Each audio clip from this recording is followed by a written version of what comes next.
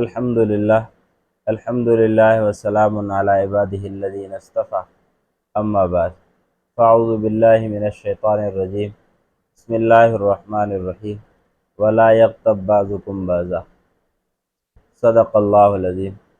محترم ناظرین کرام، آج کی ہماری اس تقریر کا عنوان یہ ہے کہ معاشرے کی اصلاح کس طرح کی جائے، معاشرے کو بہتر کس طرح بنایا جائے۔ ظاہر بات ہے کہ ایک محلہ ہے، ایک شہر ہے یا ایک گاؤں ہے، اس میں رہنے والے ہر ایک کی طبیعت علیحدہ ہوتی ہے۔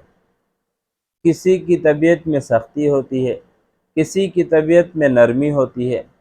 اب ان تمام کو رہنا ایک شہر اور ایک محلے اور ایک گاؤں میں ہے تو ان کا آپس میں اتفاق کے ساتھ رہنا ہی ان کے لیے فائدہ مند ہوگا۔ اگر اتفاق کے ساتھ نہیں رہیں گے تو پھر نقصانات اٹھانے پڑیں گے۔ لیکن عام طور پر دیکھا یہ گیا ہے کہ ہم مسلمان جس معاشرے میں رہتے ہیں، ہم ایک دوسرے کے خون کے پیاسے ہوتے ہیں۔ حالانکہ جناب رسول اللہ صلی اللہ علیہ وسلم کے جس وقت نبی علیہ الصلوۃ والسلام کو اللہ تبارک و تعالیٰ نے اس دنیا میں بھیجا، اس وقت کا ماحول ایسا تھا کہ لوگ اپنے بیٹیوں کو زندہ دفن کرتے تھے۔ ایسا ماحول تھا کہ شراب عام طور پر پی جاتی تھی۔ ایسا ماحول تھا جس ماحول میں معمولی بات پہ بڑے بڑے جھگڑے ہوا کرتے تھے۔ لیکن اللہ کے حبیب صلی اللہ علیہ وسلم نے محنت کی ہے، مختصر وقت محنت کی ہے، فقط 23 سال۔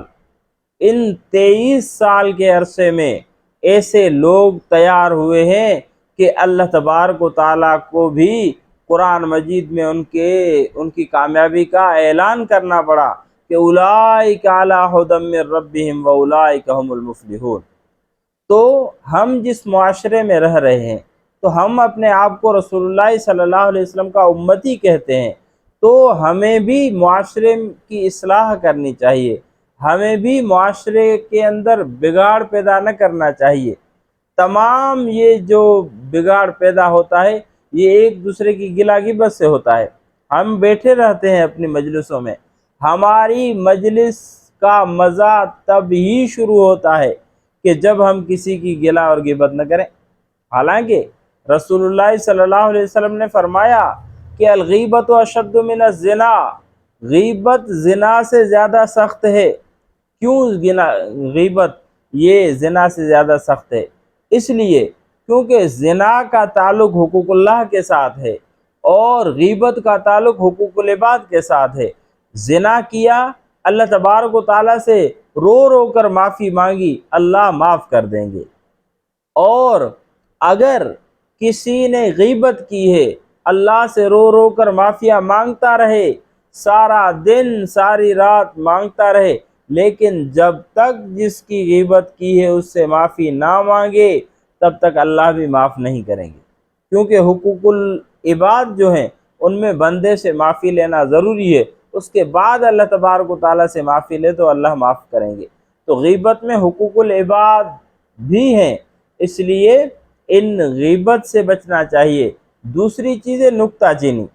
ہم کسی کے اندر تھوڑا سا عیب دیکھتے ہیں، اس کے اوپر نکتہ چینی کرنا شروع کر دیتے ہیں، حالانکہ وہ بھی اللہ کا پیدا کیا ہوا ہے، وہ بھی اللہ تبارک و تعالیٰ نے اس کو پیدا کیا ہے۔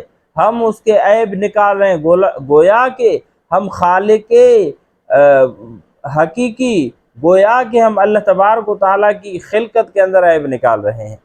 اور اسی طرح اگر اس سے کوئی ایسی بات سرزد ہو جائے جو نہ کرنی چاہیے تو پھر ہم تو ماشاءاللہ اس کا پورے محلے میں، پورے علاقے میں اس کے لیے لوگوں کو جو ہے بتا کر، بار بار بتا کر اس کو خوار کرنے کی کوشش کرتے ہیں۔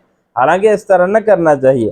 وَتُعِزُّ مَن تَشَاءُ وَتُذِلُّ مَن تَشَاءُ، عزت ذلت تو اللہ کے ہاتھ میں ہے، لیکن ہم اگر کسی کو ذلیل کرنا بھی چاہیں، اللہ ذلیل نہ کرے تو کون ذلیل کر سکتا ہے؟ اس لیے نکتہ چینی سے بھی اپنے آپ کو بچائیں، ایک دوسرے کی جاسوسی سے بھی بچائیں، اور اسی طرح غیبت سے بھی بچائیں۔ اسی طرح ایک دوسرے کو گالیاں دینے سے، اسی طرح ایک دوسرے کو برے القاب سے، مثال کے طور پہ کسی کا نام عبد الکریم ہے اس کو کریم کریم کہنا، یا کسی کا نام محمد ہے اس کو ایک عجیب نام سے یاد کرنا، یہ نبی علیہ الصلوۃ والسلام نے فرمایا کہ اگر آپ میرا نام رکھو تو پھر میرے نام کے اندر تبدیلی مت کرنا، یعنی جو نام رکھا ہے اس کے ساتھ ہی اس کو پکارا کرو۔ تو یہ برے القاب کا مطلب یہ ہے کہ نام رکھ کر اس کو بگاڑ دینا، یہ گناہ کبیرہ میں شامل ہوتا ہے، اور اس سے بھی بچنا چاہیے۔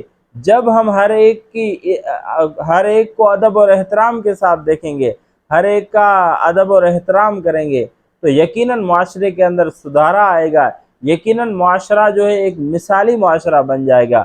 اللہ تبارک و تعالیٰ سے دعا ہے کہ اللہ رب العزت ہمیں آپس میں اتفاق اتحاد کی توفیق نصیب فرمائے، اور اللہ تبارک و تعالیٰ ہمیں اچھے اعمال کرنے کی توفیق نصیب فرمائے اور برے اعمالوں سے بچنے کی توفیق نصیب فرمائے۔ آمین۔